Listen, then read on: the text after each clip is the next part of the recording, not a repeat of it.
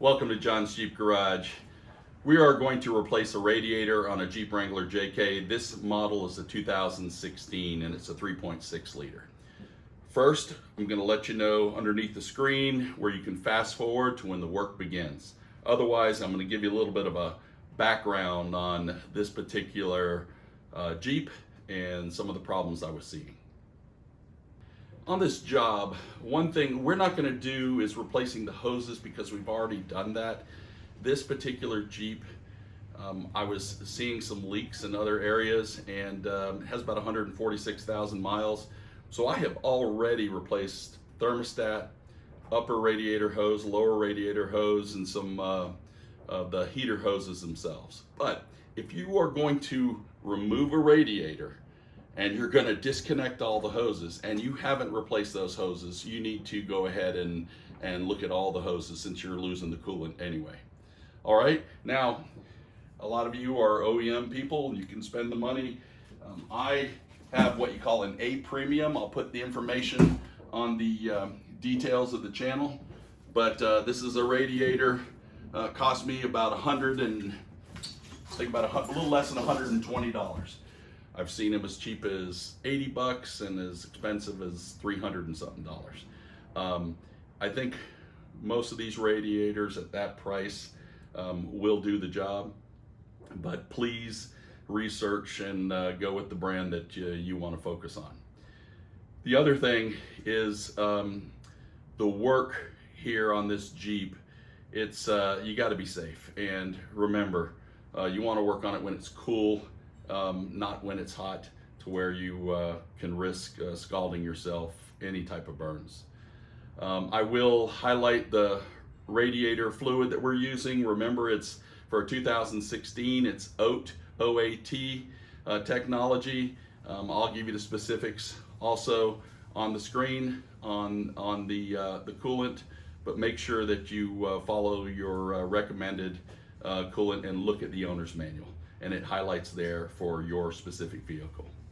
All right, so we're going to go ahead and begin the work, and then we will list the tools that we're going to be using, and you'll see all of this located in the details of the description of the video itself. Thank you. All right, let's take off this engine cover. We got a video on our channel that just shows how to remove and install one. Now the coolant overflow bottle. There's a black tab we're going to remove that kind of holds the bottle in place.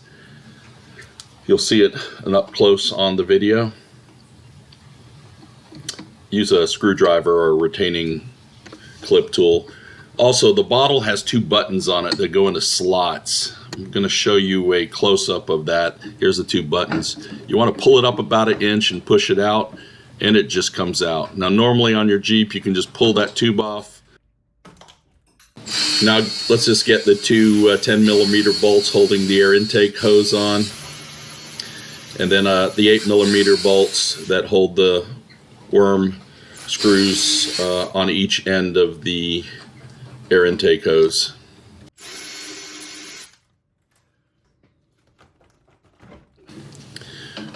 So I just take that air inlet temperature sensor, I press and I pull out.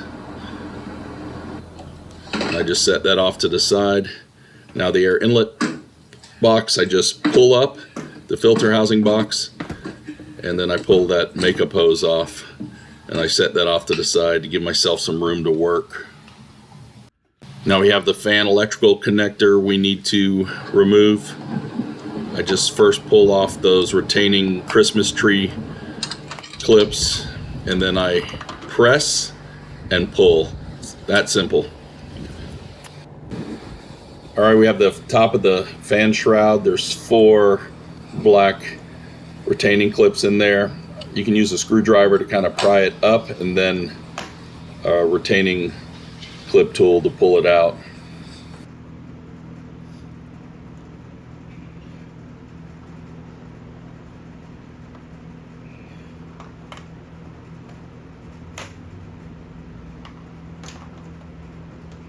Once you get the 4 off, I just move the hood brace off to the side and just pull it out. It really just tucked underneath that front grille. That's all there is to it. Have your fan itself. There's two 8mm bolts on each side. Just pull those out.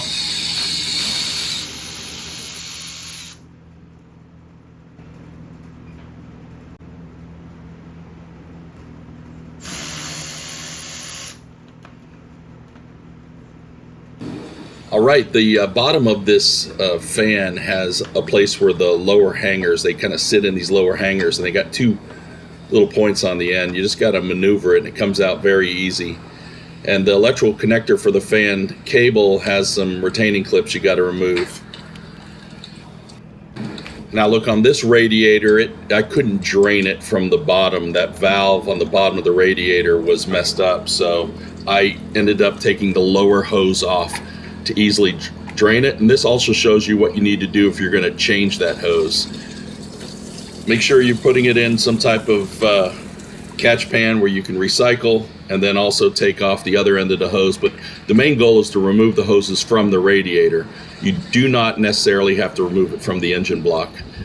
So you have two main hoses, the upper one on the driver's side, and then the one in the middle on the passenger side.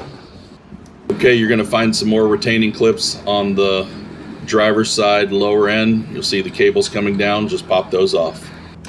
Time to remove the front grille. There's 6 of these black clips across the top. They have an insert, and then just take the outside edge. I have a video on our channel that shows a detailed removal of this front grille. Now pull carefully from the top and then the bottom. You don't want to pull all the way because your blinkers or parking lights are still attached. What you're going to do is push it down. It's like pointed in a 9 o'clock position. Push it down to the 7 o'clock position, and it's going to just pop right out. Do that on both sides. Now see these inserts down at the bottom? I have a winch, so I got a little space to maneuver, but you got to pull those out of that beam that's going across, or the brace that's going across. If this isn't enough information on how to remove it, please look at the details on our channel. 2 bolts, 10mm on the driver's side to remove the cooler or loosen the cooler.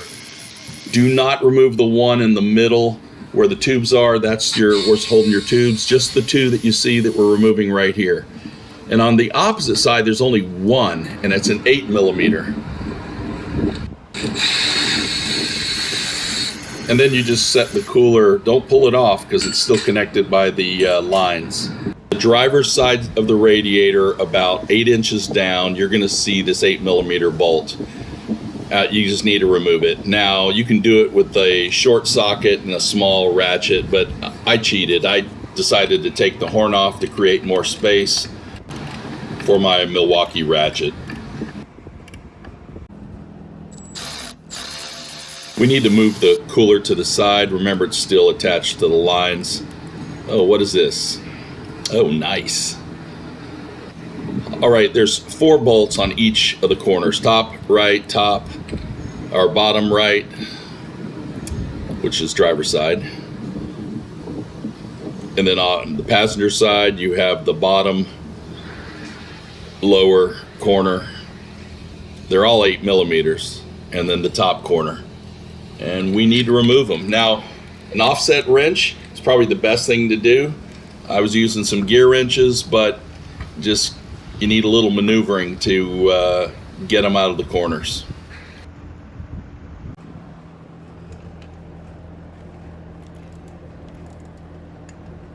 So when I tried my luck at a socket, but you can't go too far out or you don't have room to remove the socket from the bolt. And then once I got it started, I used the gear wrench.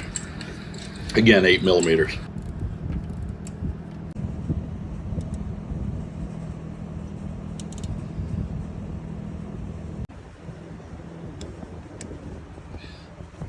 Now you need your retaining clip remover tool. There's these flaps on both sides, the rubber flaps. Don't rip them, you're gonna need them for your new radiator. And just getting 2 of the Christmas tree retaining clips pulled out. Got to find the one I just shot off across the garage. Now on the lower driver's side, right in front, there is a bolt, 8mm, that we need to get out. and you need to use an extension. You'll be able to get this out. It's putting it in that you may need to remove any inner fenders that you have. It holds this bracket and it holds the cooler lines against the radiator. Okay, so this radiator has two 10mm bolts on each end, on those wings, I call them. You need to remove those.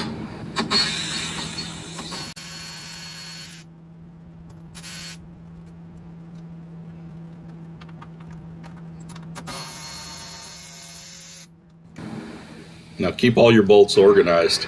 Look, this radiator, if you look from the front, has these 2 feet or pedestals on the side that they're not on the bottom, they're kind of a third of the way up.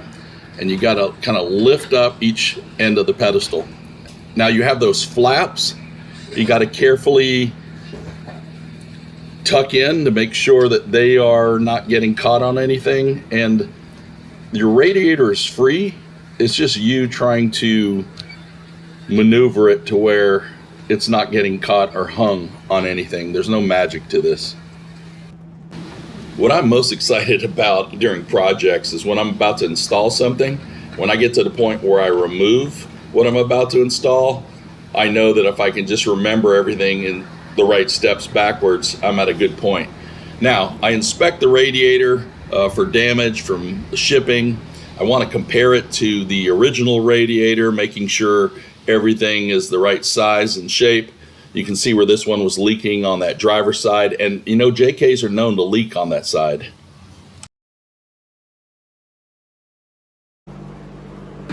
Okay, there's 2 things you're going to need from your old radiator. One is a radiator cap, and 2 are this set of side flaps. So when you remove it, you don't want to rip it because you're going to need to get new ones. You're reusing these. The one on the passenger side has 2 holes. It's kind of easy to use this video as well as use that analogy. And the one on the driver's side has 1 hole above and beyond, or above and below the foot pedestal. Now, we're carefully doing this like we removed it. You gotta kind of maneuver everything in here. You need to pull the cooler back through the front. Make sure cables and everything are free. And then there's a base. See those foot pedestals again? I'm calling them. You got to make sure they go in those notches. And remember, they're up about a third of the way. And once they're in the notches, then you can go back and install the 10mm bolts. Now it takes a little time to maneuver because you're trying to get everything clear, but I just wanted to use this video to hopefully highlight that. Okay, before I start tightening up all these bolts, I'm making sure everything can reach its position, everything is clear. I have some cables that I need to pull out of the way, but I'm just checking that I have everything aligned correctly. That's before I start tightening those 2 in. So we're going to show you in reverse order. Let's go ahead and put those retaining clips back in the spot for those side flaps. They kind of act like a funnel or a wind jammer that just kind of pushes that air into the radiator. And then we're going to carefully work on those 4 corners using those 8mm bolts to put them back in. I'm using the open end wrench on this one. Again, I told you an offset wrench would have been the right tool. A little trick, when I can't get the bolt in, I put a little electrical tape on it so it kind of sticks to the gear wrench, and then it's easy for me to start the bolt. Now we got to do the cooler reinstall. Remember those 2 10mm on the driver's side and the 1 on the 8mm on the passenger side? And then we got the 8mm on the side of the radiator as well. Remember, I removed my horn, so I'm going to have to reinstall that. I'll put my original cap back on. Now this angle bracket, remember, goes on the lower end and it holds those cooler tubes. But for me to really get in there and position it correctly, I got to take my inner fender off. I'm not going to show you that on the video just because you don't have the same as me, but you can see where I can have easier access to it. Now that's the way it goes in, and look at the position I'm holding. And then I'm just going to maneuver the lines and the bracket so you can kind of see where that goes. I'll do less talking on this section and let you just see the video, trying to get a lot of close-ups for you.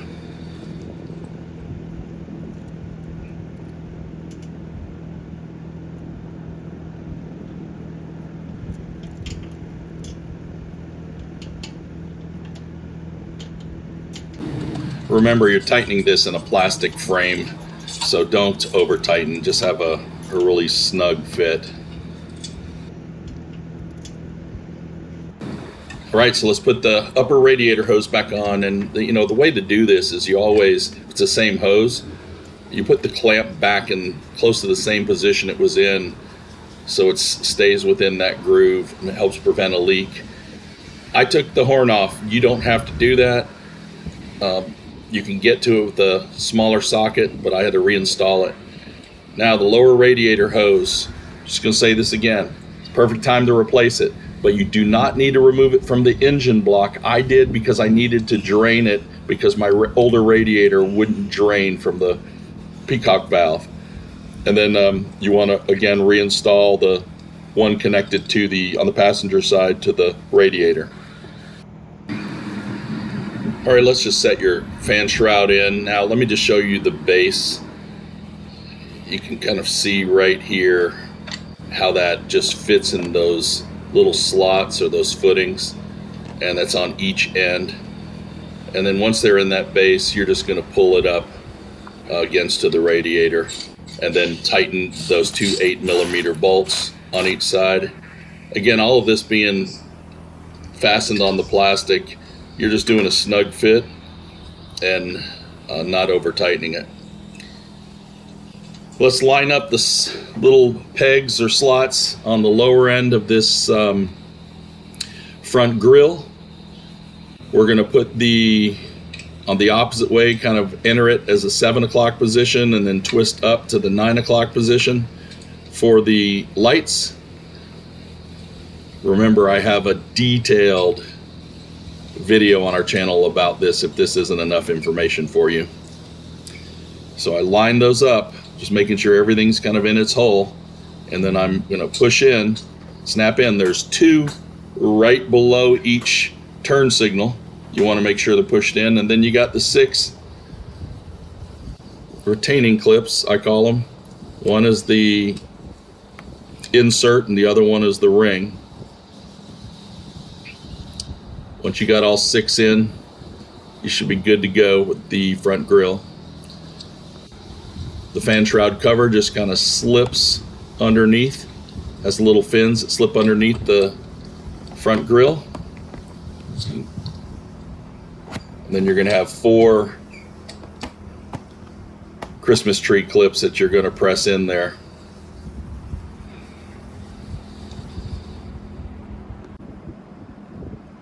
Yeah, I could replace them, but they're still effective, so I'm using them.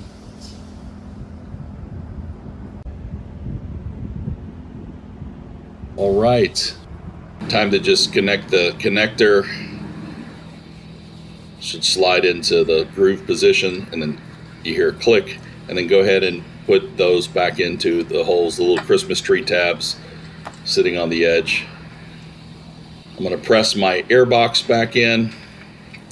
There's the pegs that down below that fit in the slots, and then it's like a pressure fit. And then the air makeup hose, I'm going to put that back on. You want to make sure that's good and tight. The bottle, remember those buttons I told you about? You're going to kind of align yourself to those slots, put it in, and then it'll drop down about another inch. So be careful when you do it, but just make sure that bottom one is in the slot as well as the top one in the slot. It's easy, but you gotta make sure it's coordinated. And then you can leave your hose there, but you gotta put that clip back in for that bottle. It's just like the grill. It's that ring insert and then the pin to follow.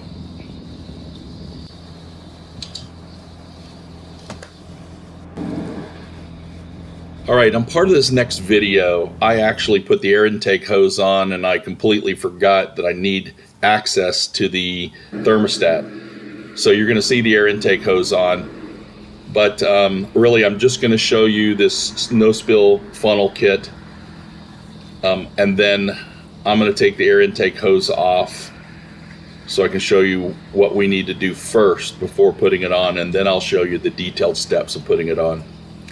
This funnel kit is what I use. I buy it and get it on Amazon. Right now nothing is running. I'm just using gravity to fill the system. But to do that on your thermostat, you have a bleeder valve. And I open up that bleeder valve and just let the air start coming out, and that coolant starts flowing even more. You see where the thermostat is right there on that radiator hose, but nothing's coming out of that bleeder valve yet, so I'm just letting, you gotta have patience, I'm just letting it take time. And I already showed you earlier the antifreeze or the coolant I use, but this is what the bottle looks like. As it's slowly feeding, you're starting to see air bubbles coming out and a slow stream. And once I see it as a consistent stream and no bubbles, I'm gonna put my air intake, I'm gonna close it up, tighten it up, and then I'm going to put my air intake hose back on. And the first thing you do is you take that air inlet hose connector, put it back on, and then we're going to tighten everything up. We're going to fit it on the box, the throttle body. We got the 8mm bolts on the worm screw. I have a ring on my hose connected to my radiator. But those 10mm bolts we're putting on the, tighten the air intake hose on the fan shroud. And the reason we're doing all this now is because we're going to start the vehicle, want it to run effectively while we're trying to fill it with coolant. All right, so what we're doing is we're just going to start the engine. It's hot, be safe. We're going to let it take the coolant it needs. But look at the bonus feature at the end. It has all the details of the coolant. All right, well, that's a wrap. If you want to learn a little bit more about the coolant and just the process I use to ensure that everything is filled appropriately in your Jeep, stay tuned for a little bonus feature at the end of this video. Thank you, and stay safe.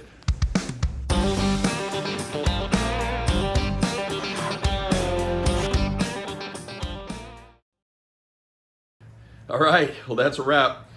Want to just end this by summarizing a little bit on that coolant.